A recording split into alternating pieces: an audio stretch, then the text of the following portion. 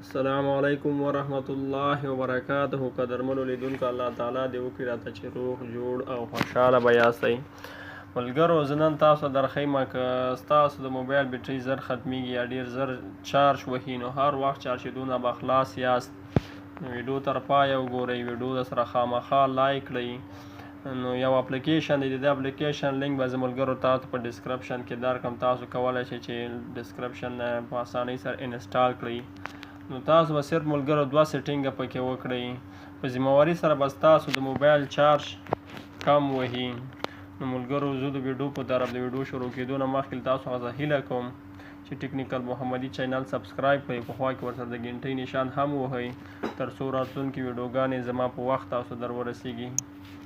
تاسو وینئ ملګرو، دغه شین شنه پاڼې چې دغه اپلیکیشن دی، د دې لینک ما تاسو په ډسکرپشن کې درکړی. تاسو کولی شئ د همغه ځای نه په اسانۍ سره ډاونلوډ کړئ.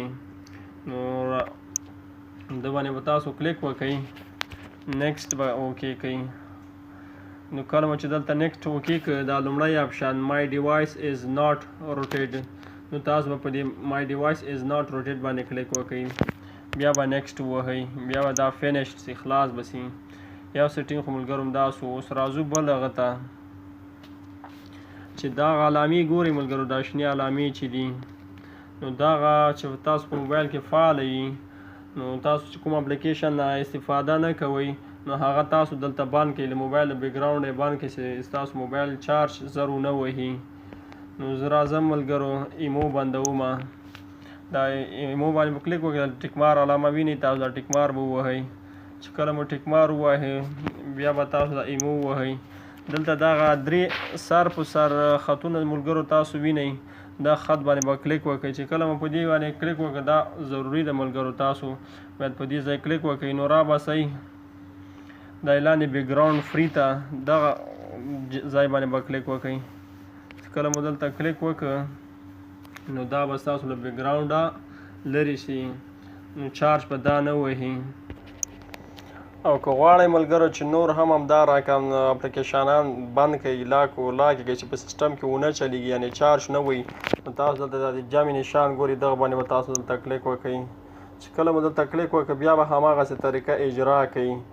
مثالا زه دا لایټ فیسبوک دلته کومه چې په سیسټم نه وځي، چارج ونه وهي، تاسو بیا به دلته په ټیک مار باندې کلیک وکړئ. بیا چې کله دې ځای ته راغی ملګرو، دې ځای ته، نو دلته بیا په لایټ باندې دلته تاسو کلیک وکړئ، دا 3 نښان به بیا دلته ووهئ. دا لاندې انګري بیکګراونډ فری، دغه باندې به تاسو کلیک وکړئ. دا ګورئ ملګرو، دا له سیسټم نه ووته.